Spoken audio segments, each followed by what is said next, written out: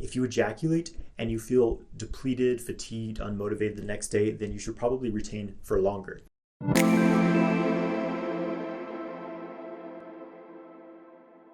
Hey, what's up guys? I'm Jonathan White. I'm here to help you master your sexual energy so that you can magnetize your ideal life.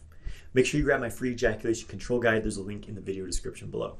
So one of the main questions that guys ask me is when they're doing semen retention, there's always the question, should I ever ejaculate? Is there a certain point where it may be beneficial for me to ejaculate, or can I ejaculate without losing the benefits ever? So this is what I'm going to cover in this video. So I have been practicing semen retention for quite some time now. It's been almost 7 years. And now I'm not saying I never ejaculated in those 7 years. I certainly have had ejaculations, but overall I've been on the path of retaining my semen, cultivating my sexual energy and not, ejaculating frequently. So I think that when you're first getting into semen retention, it's important to hold your semen for longer periods of time because you're very likely coming from a place of depletion. If you've been masturbating every day for years, like I had through my teenage years and early 20s, I was masturbating every day, I was ejaculating every day. So I was quite depleted, by the time I was like 24 or so when I started practicing semen retention. So I had, some years to make up for. And I think that there's an important sort of, no-fap, they call it the reboot process, where you need to kind of rewire your brain, right? Rewire your desire reward, chemical complex in your brain and things like that. So I think it's a good idea to go for a long period of time without masturbating, without looking at porn, definitely, without orgasming, right? Just to kind of give your body that reboot and you start to build your energy back up. And once you've gotten your energy levels back up, then you can have an ejaculation here and there. It's not going to be a big deal. Now, how often depends on your age, depends on your health, depends on your lifestyle and various factors. But generally, if you ejaculate and you feel depleted, fatigued, unmotivated the next day, then you should probably retain for longer. Now, I've personally experimented with many different things, throughout my years of practicing retention.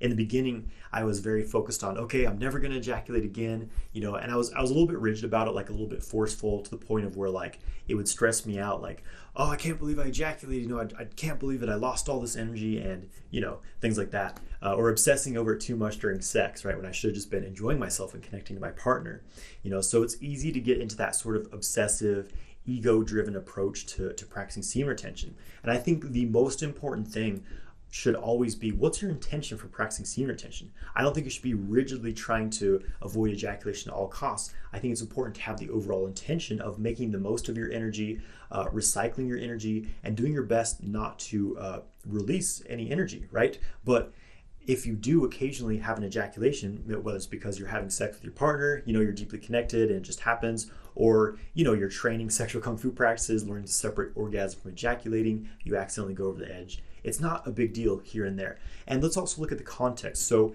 for example, an ejaculation where you're sitting on your computer looking at porn, you rub one out quickly in a few minutes and ejaculate, that is just, it's depletion. You haven't really gained anything from that at all. Where in contrast to, let's say you're having sex with a partner. You're having sex with a partner, you're deeply connected to this person, you feel a lot of emotional connection.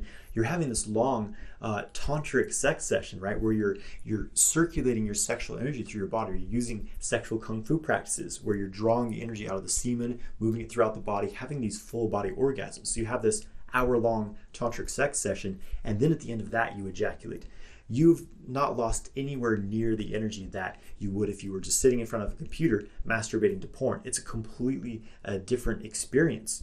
And also, when you get good at the sexual kung fu practices, I teach practices in my 6-week course to draw the sexual energy out of the genitals, have the orgasm within the body, have these full body orgasm, and you're drawing the energy out of the sperm, so that if you do ejaculate, you've collected so much of that energy in your body, you're not actually losing very much. It's quite incredible, actually.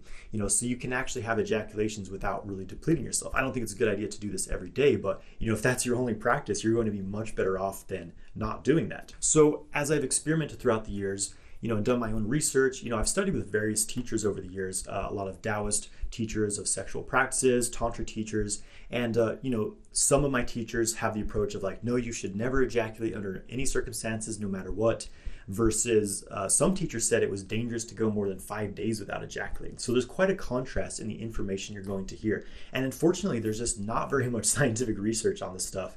I would like to see there be more scientific research on the topic of semen retention. If you guys want to fund some research, get in touch with me. It'd be really cool.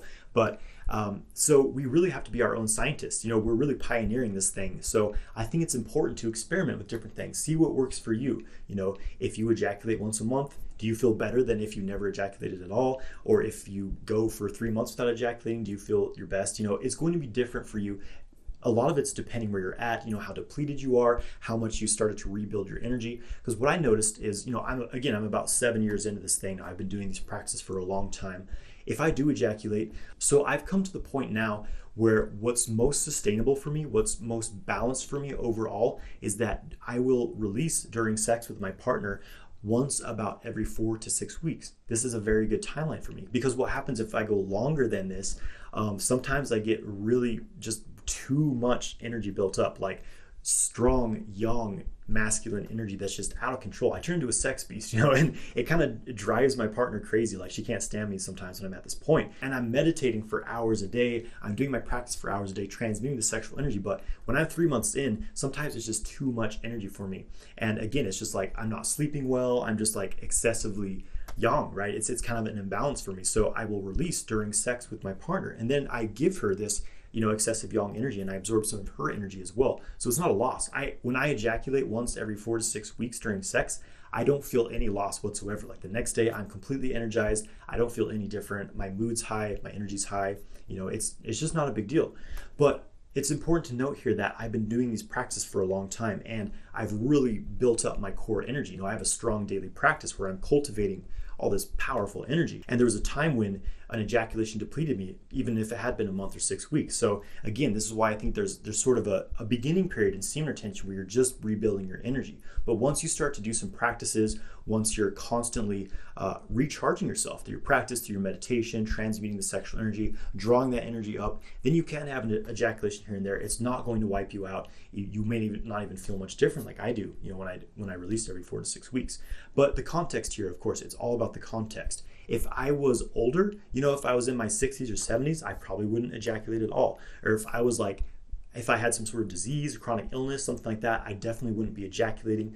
Also, it depends on the season. Your sexual energy fluctuates with the seasons and with the times of day even, night and day, your sexual energy is different. In the seasons, your sexual energy changes.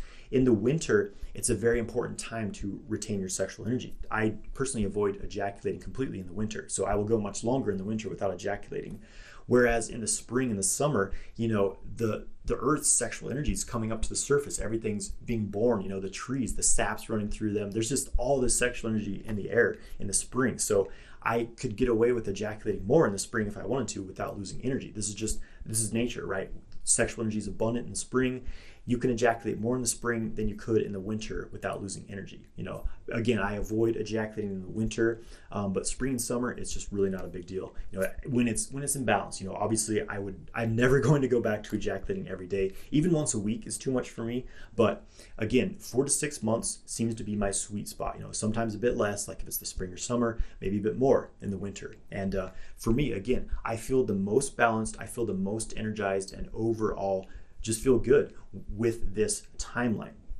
Now, another thing to say here, if I was single, I probably wouldn't release it all either, because, I like to keep the strong yang charge when I'm like single, when you're dating, things like that. You want to keep your sexual energy high. But again, I'm in a committed relationship, I have an amazing partner, and when I release during sex every 4 to 6 weeks, it just feels like this nice exchange between us. And you can also have this sort of intentional ejaculation where you're like, okay, I want to create something with the seed, because your semen is a seed. So you program it and you say, I want to birth this in my life, or I want to share this energy with my partner, or maybe you're creating something together, right? So it's all about intention. And then one other point I want to make here is that I've seen research showing that about 2 to 3 months into retention, your testosterone actually starts to drop. And it's possible that the endocrine system starts to actually sort of slow down, become a bit atrophied because you're not really using it sexually, right? So again, sometimes after, about 3 months in, I find my energy kind of starts lowering.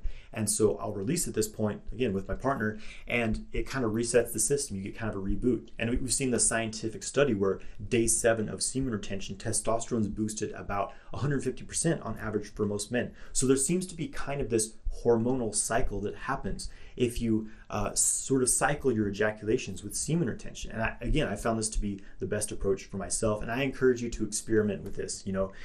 If you choose to never ejaculate, that's fine. I did this for a long period of time, and you build up some really strong energy. But for some people, it just becomes imbalanced, and a release here and there sort of resets your system, resets the cycle, clears out your prostate. And again, it can be kind of a cleanse of like old energy. Like, okay, I'm letting go of the old to make room for the new. But obviously, you don't want to get attached to that release because you get back in the pattern of constantly releasing and you're depleted again. So it's all about balance here. It's all about finding what works for you.